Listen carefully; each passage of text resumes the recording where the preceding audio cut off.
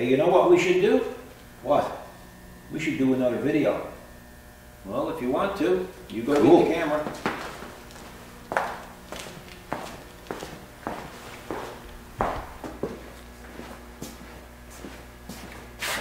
Hello, YouTubers. It's Sunday morning. And the storm has finally, or the wind has finally stopped blowing like it was yesterday. It turns out that the winds were stronger yesterday than they were back in 2010 when Igor came through. Tropical storm Igor. They say now that it was hurricane force winds. There were some places that recorded 180 km/h winds. Lots of damage, folks. Lots of damage. We were lucky. All we lost was our shelter, or not the shelter, but the, as you've seen from the other videos, all we lost was the fabric on the shelter. But I had told Kathy maybe about a month ago, I said, you know what? Looking up at the shelter, I can see light starting to come through the fabric. I said, that's not a good sign. And the thing was going on, Kathy corrected me, she said the thing is going on 6 years old. So it would have been 6 years old this September. So let's just say we'll roughly say 5.5 years old. You know, the frame is perfect, the fabric gave it, and plus that particular shelter had suffered or had endured 2 moves. It was originally set up over here by the side of the house. Then it was uprooted and brought down and reassembled back down there. So, and it suffered probably some of the worst winter storms in history in those last 4 or 5 years. It's been through 4 tropical storms and this one. So I think I probably would have got till another month or so out of the fabric if we didn't have those bloody winds. So no shame on the shelter. Some people say, why don't you put up a steel garage?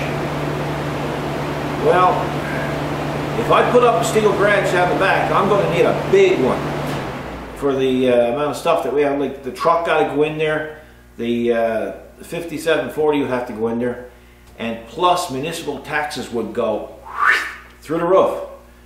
So doing it this way, these are considered temporary dwellings. So we're not taxed on them. And that's the only reason why we do it. And you know what? You know, most people leave their tractors and their trucks out by the door. These are well protected inside. They're out of the sun, they're out of the snow. And when you look at it over a period of 5 years, well, I think the new cover 2 years ago cost us, we bought a new cover just in case, and it cost us $350. So now you take another 5 years, if we can get another 5 years out of the cover, divide that into $350, you got some pretty cheap storage on your hands. So that's why, folks. We really appreciated all your comments. Kathy and I read them all, both in part 1 and part 2. And like there was literally, like, I think Kathy said about 180 comments per video. Oh my gosh, it was just incredible. So I hope you understand. I won't be able to answer all of them. I tried to answer as many as I could, but it just became overwhelming. Just could not keep up with it. So again, though, we really appreciate your concern. Like I say, there's people around here. There's 20,000 homes right now without power. So it's still not good for a lot of people. In the city, which is 45 minutes from here, they got 50 intersections with no lights, either not working or no lights left. They're gone. A big Audi dealership in the city lost their break big sign, gone. There was mattresses found in other people's property up against fences. There was trees down. There's a Quonset hut down here in Bay Roberts by what we call the wharf, the government wharf. And it's been there, well, I can remember as a small boy coming home and seeing the thing right round and everything. So it's been down there, I'm going to guess, going on 60 years. And even that gave up yesterday. That ended up being peeled back, and it was just absolutely crazy. So lots of damage. New homes being constructed, demolished.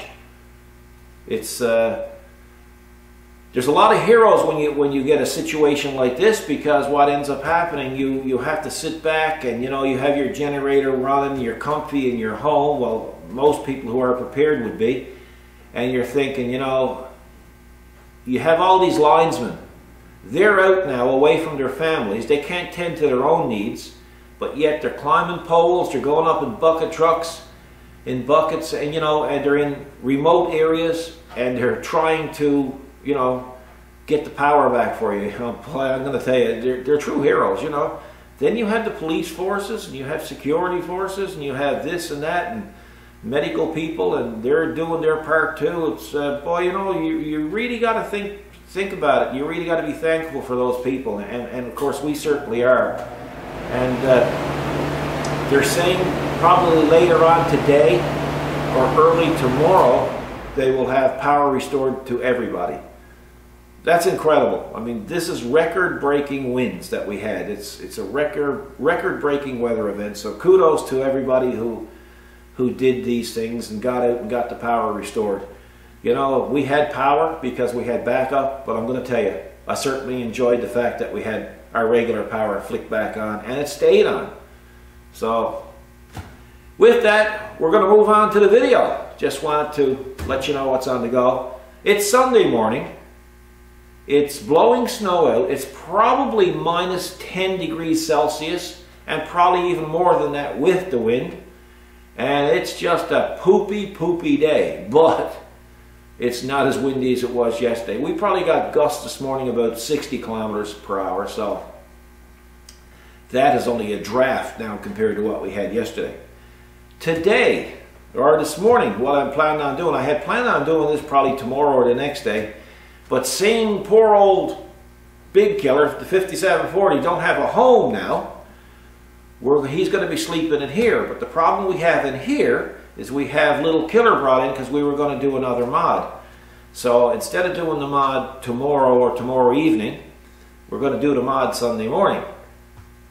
And that's what we're doing out there. That way the little Killer, little BX25D, can go back down in his stable, and the 5740 can come in here until we get some time to put up the new cover. The problem is with putting up the new cover right now is there's a lot of snow on the side of the building, and there's a lot of ice in that snow. If it had to be a real nice morning, I probably would have went down with the BX and started clearing all along the sides. Because once we get the sides cleared, hey, it's just to throw the cover over and start ratcheting it down, and you're done. Well, not so easy as that, but hey, but we'll do a video on that as well. So this morning we're going to do what I'm referring to as the second last mod that you will ever see done on the BX25D. Yeah, we're down to the last two. Still waiting on some parts for the very last one. The very last one is going to be a simple one. Well, a relatively simple one. There's a bit of research involved, but it's going to be one that I'm sure a lot of people are going to want to do on the last one, and I'm going to be able to provide you with a link where you can get the parts and whatnot. So, but yeah, it's just basically the last. These are the last two mods for the BX, and why? Because I'll tell you the truth, folks. I think right now there's probably over 70 different mods done to this BX. This BX is to the point now where it's just done. I never ran out of ideas. I just ran out of tractor. So I mean, you got to stop sometime. And I know a lot of people like getting the ideas and that. But until another tractor comes in, maybe a customer's tractor will come in and we'll be doing a mod on it. And if the customer agrees, we'll show that as well. We won't leave you high and dry that way. But at the same time, it's I'm quite pleased with the way this BX25D turned out. It's 3 years old now, probably 3.5 actually. It's got 160 hours on it. It's done a pile of work for us here in our property. And our intentions were actually to sell it the first year we bought it, but well, Kathy and I just both fell in love with the tractor. It's so handy to have around our property. I don't use a pick or a shovel anymore, or try not to. And this kind of, fills that gap, and you don't work so hard. I don't use a wheelbarrow anymore because the BX got a bucket on it. So there it is, right? Anyway, so today I'm going to do, this mod has kind of been inspired by a good friend of ours, and you've probably seen some of their videos, and that's Debbie and Carrie from down in the US, and they have Hubbards. They have a BX25D, and anyway, a little while ago, Carrie did he put some gauges on his tractor, some mechanical gauges. He don't like the electronic gauges, and that's fine. I don't have no trouble with that, and to a certain extent, I agree. But they fail as well as the electronic ones. But he put his gauges up on the dash, and he just had left them exposed, and of course, Kerry and I talk back and forth all the time, and I don't mind mentioning his name, and he done a fine job. But you always see something you can do a little bit different, and I always tell people, don't tell me what to do different, show me what to do different. So this is basically similar to that. And I had told Kerry, you should put your gauges in a gauge pod to protect them, or protect them as much as you can, because I don't think any of these gauges should be exposed to rain, or I just don't think they're waterproof. But anyway, so today so the other day I was trying to figure, well, okay, I'm going to show Kerry what I mean about a gauge pod. I'm going to show him the type of gauge pod that I use. This particular gauge pod that I'm going to show you, I've had this gauge pod for a while, so you're going to have to do your research and see if you can find one. And maybe by the time I do the video, I'll take the name and I'll see if I can put a link in the video description. I had ordered like 2 or 3 of these things when I had the 5740 first, because I put the 2 of them on each side of the backup camera, and I said, well, I might as well order another one with it. The shipping was the same, and they were 20 bucks at the time. So this is how I ended up with this gauge pod that I'll show you, or pod gauge that I'll show you. So I'm going to go over and I'm going to start the installation. I'm not going to show you everything on the installation, but I'm going to show you, and I'll explain to you why in a minute. But yeah, so I'm going to go get the camera. I'm going to move the camera closer to here, and that way you can see what I'm seeing. So let me get the camera and bring it on over. Okay, here we are again, folks. Now, first of all, this is what I have. Glow shift gauge. Now this particular gauge is called a Black 7 color series. You can actually change the colors in the gauge by hitting the button. And I use these in Old Blue, our 93 pickup truck. I put a pillar post gauge set in it. It's three gauges in, and I used these type of gauges. This is a great company. This company here does a fantastic job. They give you good service. They put out a pretty good gauge, and I have never had any problems with them. So I said, well, what am I going to put there for a gauge in the tractor? Like we have all the instrumentation that I particularly like to have on it, and it's not cluttered when it's built into the dash, but I wanted to put something on it just to show Kerry what I mean by doing a pod gauge. So what I have here is I have a clock, believe it or not. Now I don't know why I need another clock on the BX, because if you remember when I was doing the backhoe thing, there's a couple of clocks, or one clock back there, but I said, just for the sake of having, hang on, now, I've got to show you this now. One thing about it is, have a clock up front is kind of different and whatnot. So anyway, this here is the clock. Bit dirty there, folks. And it lights up, and it's kind of a neat thing. I got it in black, so that's that. It comes with a sun visor as well. I think, folks, it's around, is the bill in here, I wonder? I thought it was around 59 bucks. don't think the bill is in here. Is the bill in here?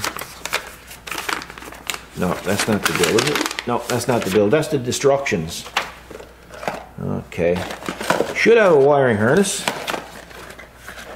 And it do. It got a wiring harness. There's the wiring harness.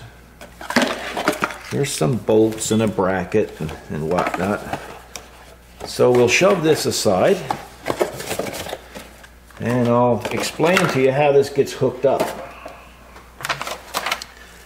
So we have 4 wires. And what we have is we have 1 wire for a ground. We have 1 wire for a constant 12 volts. That means that when your ignition is off, you're going to have power going to it at all times. Then you're going to have a switchable voltage, which means that you're only going to have power to it when the ignition is turned into the on position, and no power to it when it's turned to the off position.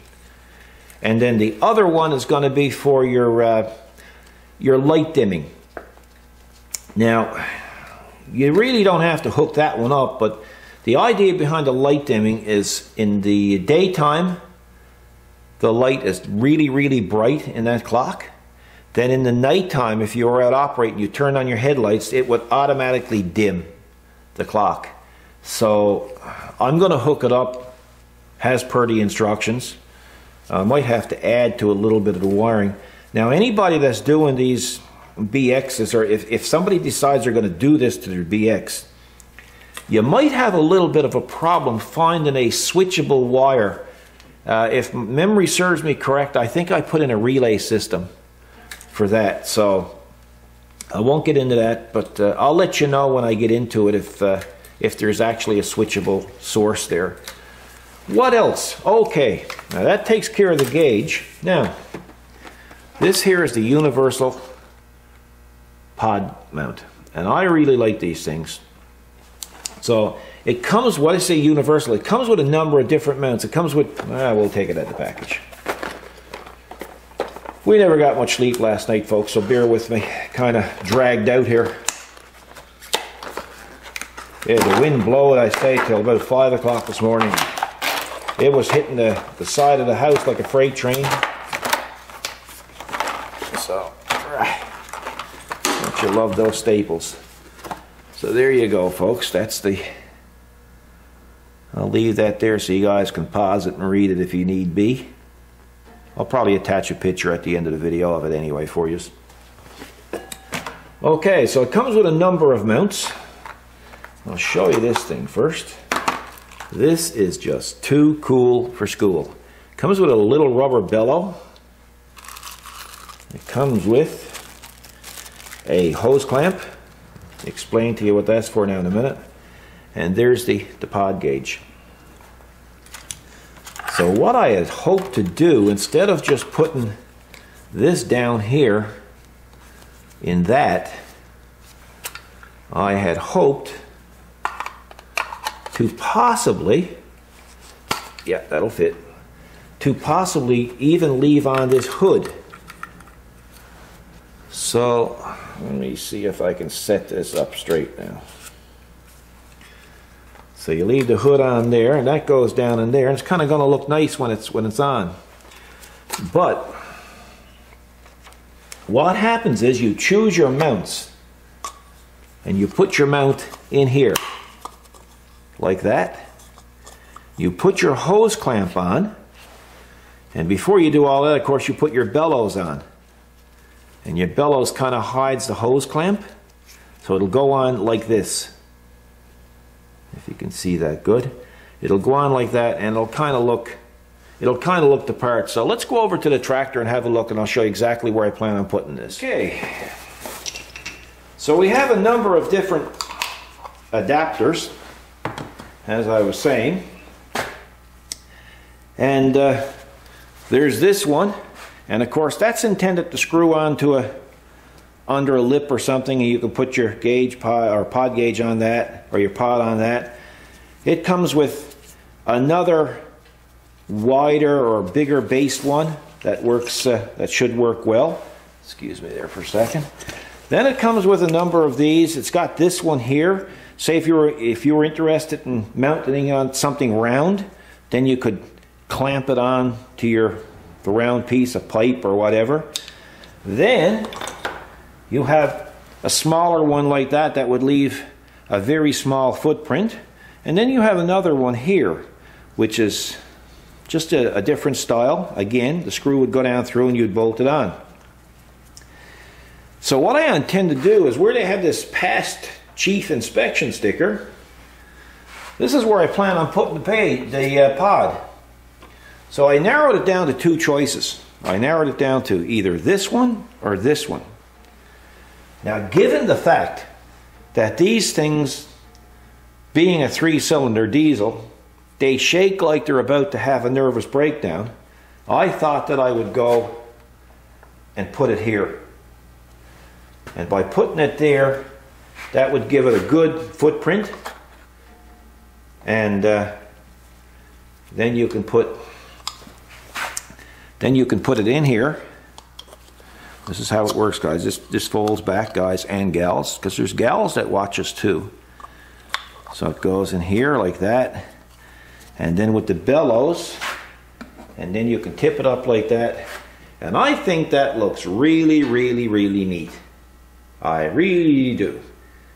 But we have one problem. I'd like to be able to get in here and get up there and really fasten this nice.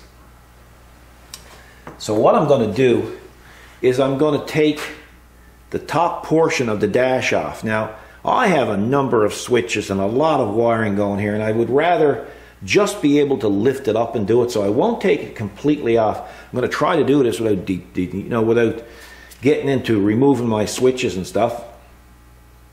But in order to move this up, I have to remove the steering wheel. And that's really what most people are going to get out of this video, is the fact that how I remove the steering wheel. I have had so many people tell me that they've had such a hard time removing the steering wheel under BX. I mean, it's been crazy. One guy told me it took him almost 2 days to get it off, pouring stuff down in it and thought it was seized. They're really, really not seized, folks. They're kind of like a tapered spline, and they just lock in. When you tighten them down, they lock in. So I'm going to show you the procedure in which to remove the steering wheel. And I really don't think it's even mentioned in the service manual. So I'm going to go get some tools. This is going to be a little different because of course we have a custom center in the wheel that we have to take off. Then there's going to be a nut. Then we're going to hook on a puller, and I'm going to show you what it looks like. Okay, I'm using a remote, folks, because Kathy is not out here. And I got to try to figure out now how I got this put on here. And because I don't remember.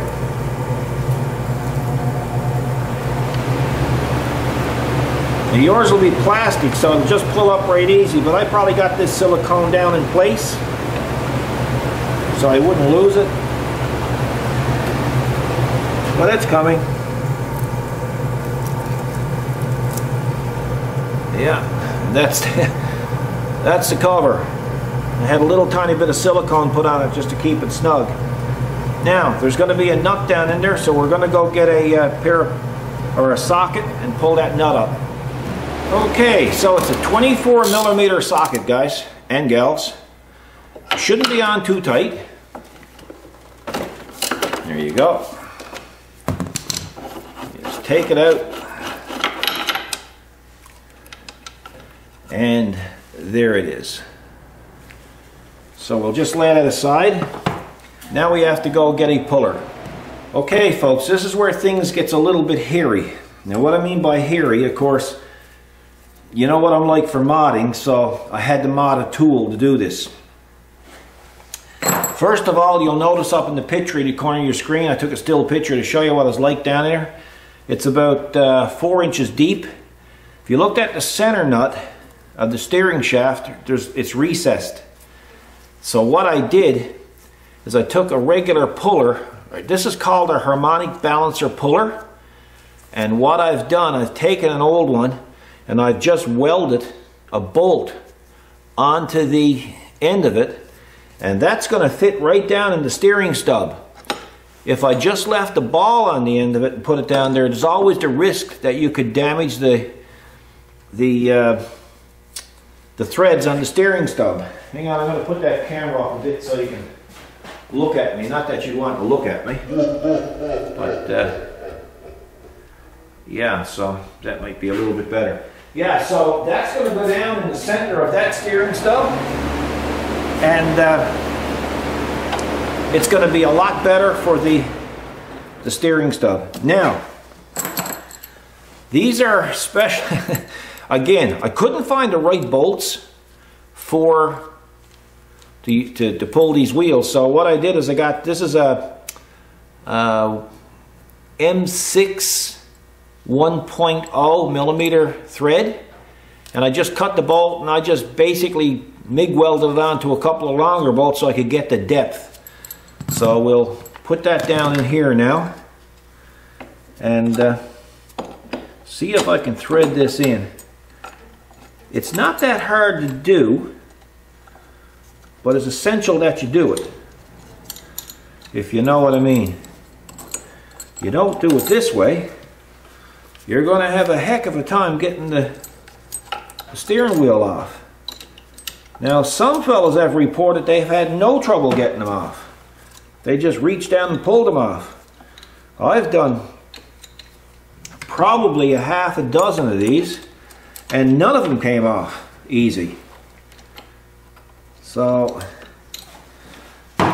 this is what I wanted to show you all, because if you ever got to if you ever got to do any work under that dash, it'd be nice to know how this stuff comes apart. So that's the idea behind this. And I'm just going to basically tighten it down as much as I can, get as much depth in there as I can.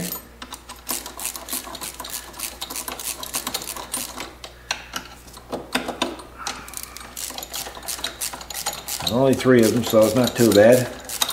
I could use an air tool here, folks, but a lot of you guys are looking at this late in the night or early in the morning, and you don't want that thing going out of its mind in your ear, especially if you have your headphones on.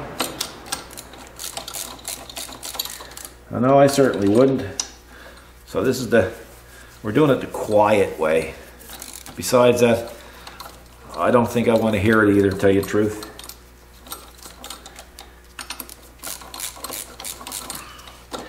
So we're going to call that good enough.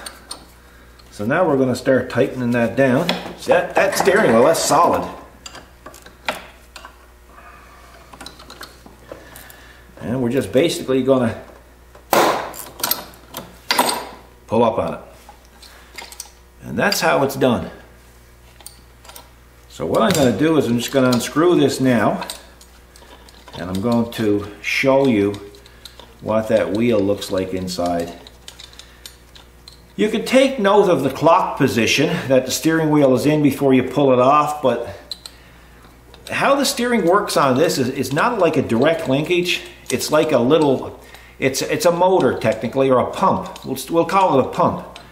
It's a hydraulic pump. So lots of times you'll sit on your tractor and you'll say, man, my wheel is not where it was when I parked it. Well, that's just the hydraulics working like it does. Don't sweat it.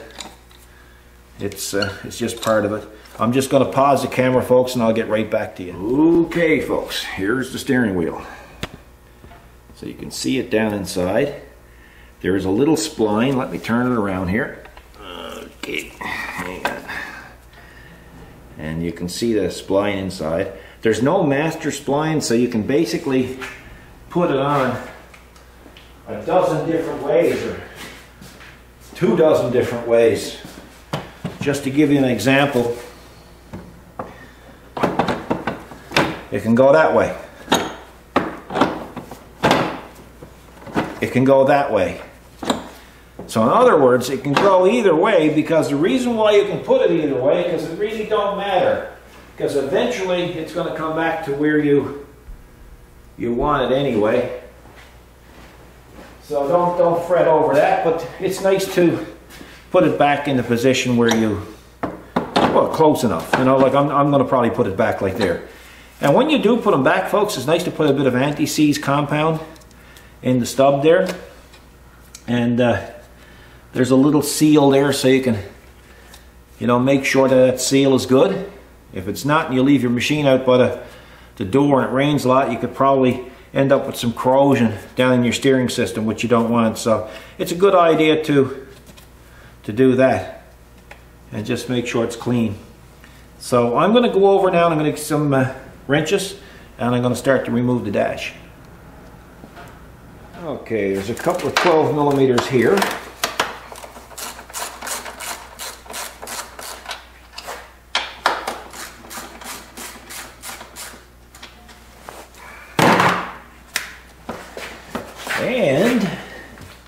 And where is the t'other ones?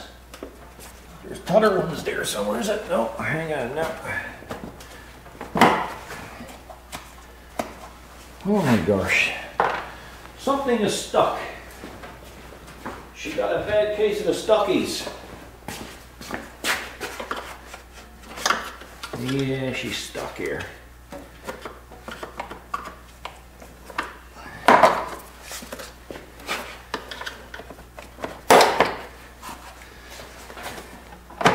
There you be.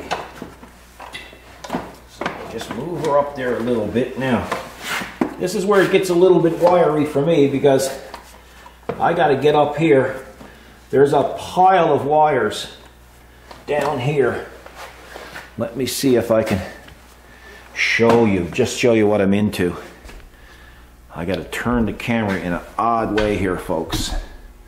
So bear with me. So you can see what I'm into. So I'm going to go straighten this out. This is the auxiliary panel that I put in. This is on a switch circuit. So when the ignition's turned off, this will be off. So for my full-time power, I'll go over to the fuse panel on the other side. I'll be back shortly, folks. So folks, what I'm doing here while I'm doing this gauge mod is I designed a windshield for this a while back. And you see the buttons that I used right there? Well, I'm doing something a little different. I didn't really like those push-in type, so I'm putting the cap type on it, as you can see right there. So that's what I'm doing in the process here. Well, folks, I changed my mind on this one. I thought this one would be too big. I wanted something a little more concealed, and I took the inspection pass sticker and I put it up here on the steering column. So now I'm going to go get my gauge and see what it looks like.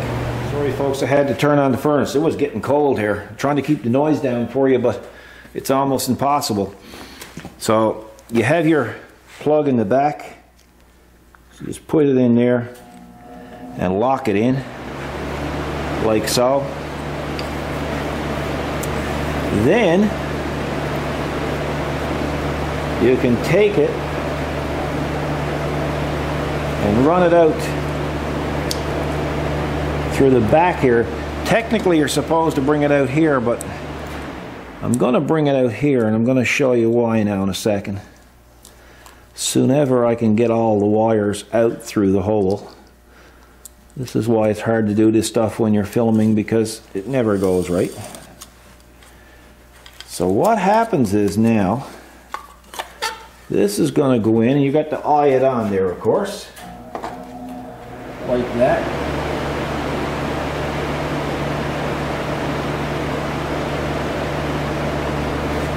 Then you can, once you get it all set up, you can just push it on. You don't want to push too hard in the middle of the glass because you don't want to break your glass. But I kind of like it with the sun visor on it. Maybe some people would think it's cleaner without it, but I think it gives it a finished look. Now, a set screw comes with it, and it goes in here, and you get a little Allen key. So I'm going to put that in next, and that will jam the clock in place so it can't move. So here's the little Allen key and the Allen screw that comes with it. A lot of people ask me why I wear gloves. Well, I'll tell you folks, a couple of years ago I kind of wear them for health reasons, because a few years ago in the winter, I was having really bad trouble with my hands. The skin was drying out, it was cracking, and it was just dry. I used to put hand lotion and stuff on my hands, but I hated the stuff. I didn't like the smell of it, and plus the fact I just didn't like it. So I started wearing these things, and they make my hands, well, I guess you could say, sweat. And I haven't had a problem with my hands since. Matter of fact, if I could get away with it, I'd wear them all the time, but you can't wear them out in public, they laugh at you. But like my hands, I haven't, in 3 years I've been wearing these, I have never ever had a problem with my hands cracking or anything like that. So I just thought I'd put that out there just in case there's somebody out there, I'm going to say, suffering the same way that I was, because my hands used to crack so bad that it was almost like a knife. And it would take months and months for it to heal. And sometimes you'd have to keep Band-Aids on it just to keep it moist. So I just thought I'd throw that out there for you. So I got to push this down a bit more. It's still not. Ah, there you go. I didn't want to push too much on that glass, eh? So. And of course, maybe when I tighten in the screw, it may have backed it out a little bit too. Should keep my finger in it. You know, you don't want to jam that in where it's going to be too tight either. You know, you don't want to damage your gauge. So we'll go over now, and I'll. Oh yes, the reason why I put the wire out through here, because I'm kind of trying to hope and pray that I can bring the wire down through that rubber grommet, the one that's not right here that I wanted to show you here, and I'm going to put a little hole here or in the back here, and that way the wires will be hidden and I can just go right through then and do my wiring.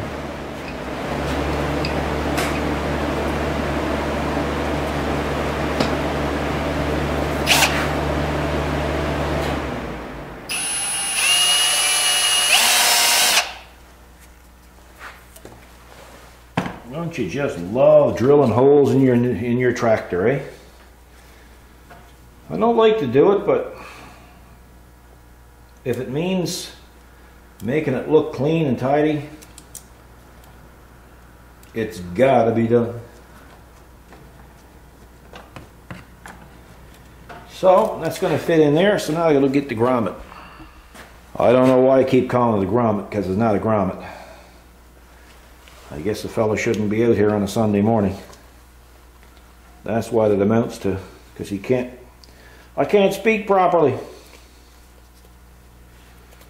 So we got that on there like that. So I'm going to fish this through again like that. Now that's my intentions. Of course, I got it through once, it might never go through again. I might have to drill a 1-inch hole in that to get that in there.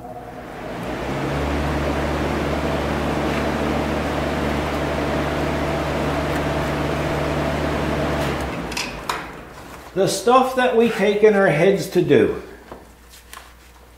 Absolutely ridiculous. But you know how it is, when you get it in your mind, you almost got to follow through with it. So what do you do? It's all part of it. I could have went a little bit bigger with the hole, but you know what I'm trying to do. I'm trying to do it as neat and tidy as possible. Neat and tidy takes time. I really do.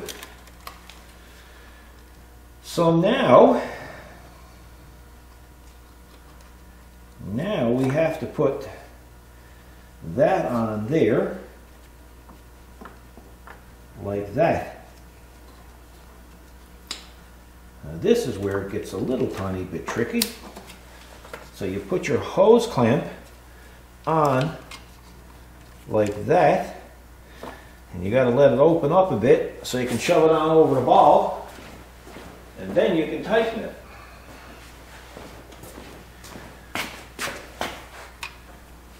I'll leave I'll leave the camera running. If you don't want to watch it, you can just fast forward ahead or something. So you can see, folks, what it's like there now. I guess you can. Boy, do I ever miss Kathy. Let me see if I can move this over, folks. There you go. So I'm just going to tighten up this clamp, and of course that clamp will tighten up the socket. It's a pretty ingenious idea, really. And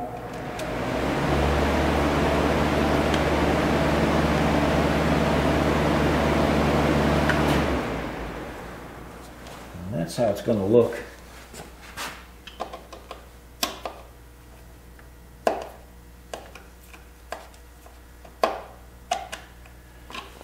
One thing about it, you can change the orientation of it. You can bring it in.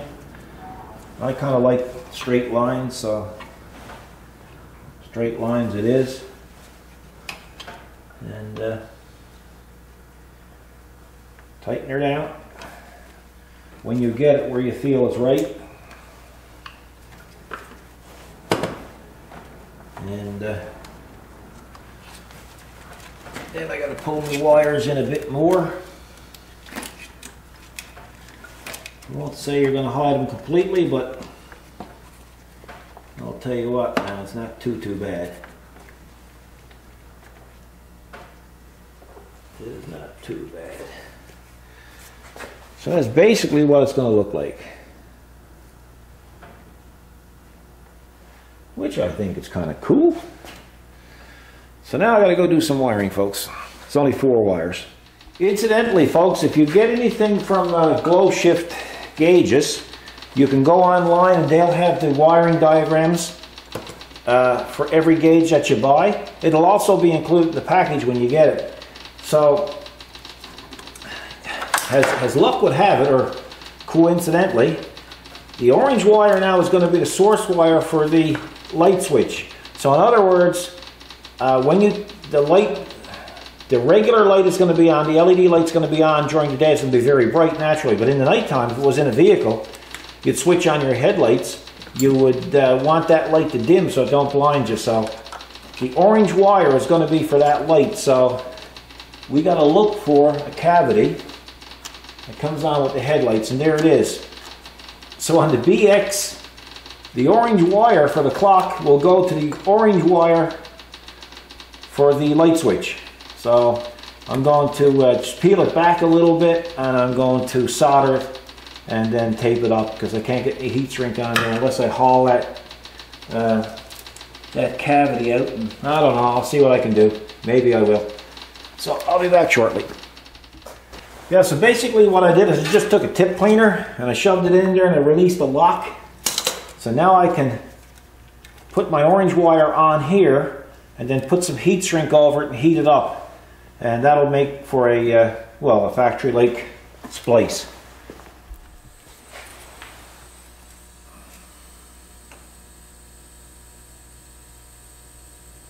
I always like to solder the joints.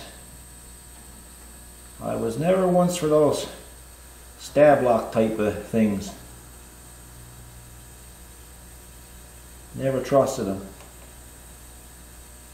But a lot of people do, so to each their own.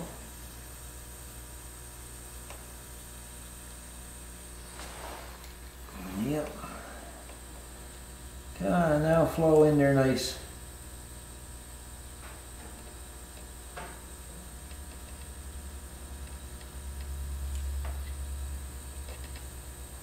There you go. That's what I like.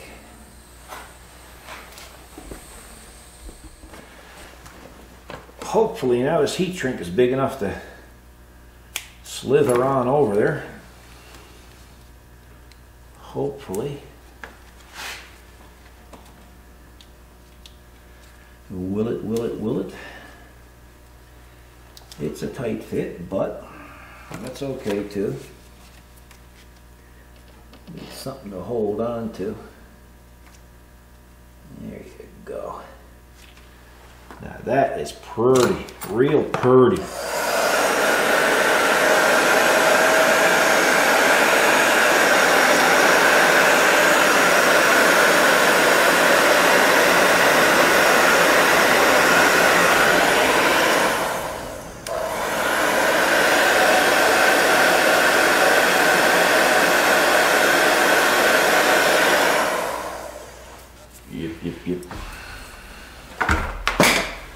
Yep, yep. Now, let's see if I can get this back into the right cavity. Let me see how that goes in. Third one back.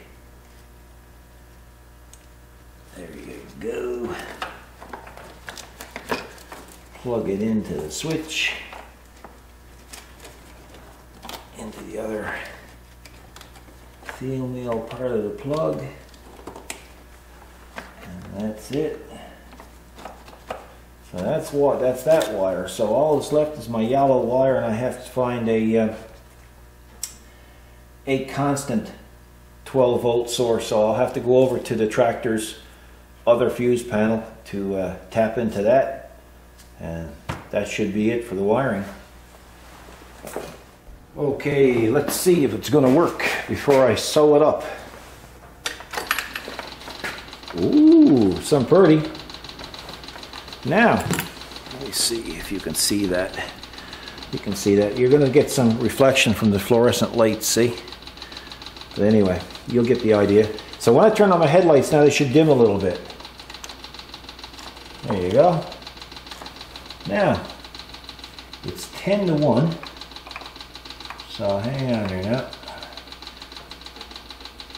Try to see if I can figure out how to set the time.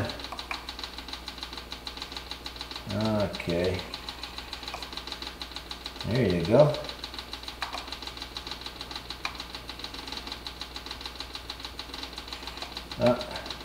I went too far, so now I gotta go around again.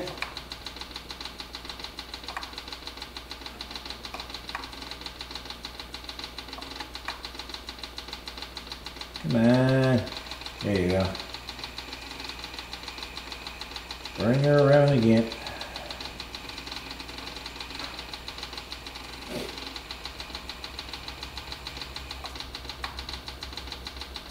Come on. That's close enough. Now, turn it off. Now I should be able to hit that button and get the right color. There you go. There's the different colors.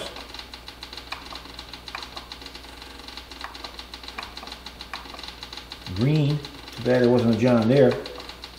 Red. Well, that's kind of close to orange. Blue. Well. Yellow. No, too caterpillarish. Pink. I don't want pink. This is not a Goyle's tractor. White, blue. Red it is, folks. It's going to be red. Of course, now, there'll be other people out there saying, I would have went green. So now I have to sew it up. I'm going to put the dash back on and sew it up, and we'll see what it looks like. Okay, getting down to the end of it, folks. Now it's time to reattach our steering wheel. I think probably the most important thing most of you guys are going to get out of this, and gals, is the fact that now you know the proper way of taking off a steering wheel. Especially off these things, because like I say, fellas said they've had them come off easy. I have never had one come off easy. I think if they come off easy, they weren't assembled right. It's not likely that Kubota didn't assemble them right. That's how I feel anyway. So we'll attach like so. Hardest part of the job is reaching down to put the nut in. Now you can probably get your torque specs out of your service manual, but I'm just going to put it down to a grunt. Not a grunt and a half, just a grunt.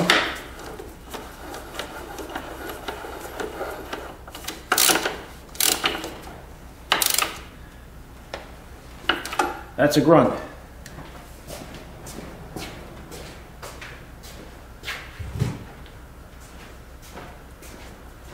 And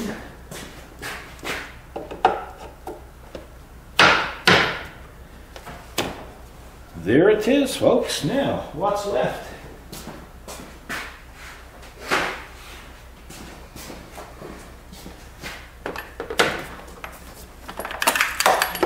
put the battery cover on, or the battery grill, or whatever you like to call it. Of course, again, I have a few more wires than the average person, so I have to take all that in consideration, because that third function valve is there, kind of causing me a little bit of grief. I've put that on 10,000 times and never had a problem. But the minute you turn the camera on, sorry folks, I gotta get that rubber pad that goes on that brake pedal, or that brake lock, because that came off, and that's the first time that ever happened. And it might be where I'm just plain tired, because yesterday was a rough day, and last night was just as rough because we hardly got any sleep. It's kind of bad that way. So I'm going to get some stuff now cleaned. Just can't go too far without making sure everything works. So let's see if everything works. I don't know if you'll see the gauge from there, but hang on, I'll bring the doohickey over here, folks, because I don't think you can see the gauge from there, and that's kind of not fair, because that's what the job's all about. If you can't see it, you're going to say, we couldn't see it. See if I can zoom. Whoops. There you go. That's zoomed enough. Okay, so gauge is on. Clock is actually working. So it dims down. Signal lights are working. Yeah. Flashes are working. Now, we have a horn. We have the top LED light bar. We have, hang on folks, I better turn you around. So you're going to say, what was that switch for? We didn't see what that switch does. That switch is for the light for the backhoe, for the pepin, that's what they call it. And that's the ditch lights here. And this is the switch for the reverse beeper if I want to use it. But I got a bypass switch on it, so if I happen to take it somewhere and use it, and it's early in the morning or late in the night, I can just disable that by hitting the switch. The other, last but not least, is the, I think my battery's getting, my battery is getting a bit low in this. Well, this vibration probably got it loose a bit. So the alarm is working. Now there's a little LED volt gauge up here. That's working. It's been a success. So I'll take the camera off there now and I'll give you a close-up view of it, folks. So that's the fuel pump you're hearing right there, guys, just in case you're wondering. So there is the clock. And there is how it looks. Now folks, I will add too that that can be painted. If you wanted to paint that, say, orange to match the tractor, you could. I kind of like it to blend in. I kind of like to do things, although I might have failed here, I kind of like to do things to make them look like they kind of belong. That's always my goal. Would the manufacturer do it like that? There's not many places on this where you can put a gauge, so we're kind of, you know, we're kind of just, it's kind of a, I don't know, a shot in the dark, I guess. But it kind of looks like it belongs. I think some people will look at it and just think as a Kubota option. Hang on, I'll get over here and see if I can get you a look from here. Yeah. Man, it's taking some pictures. This thing takes pictures on its own. Man, it drives you nuts. But yeah, so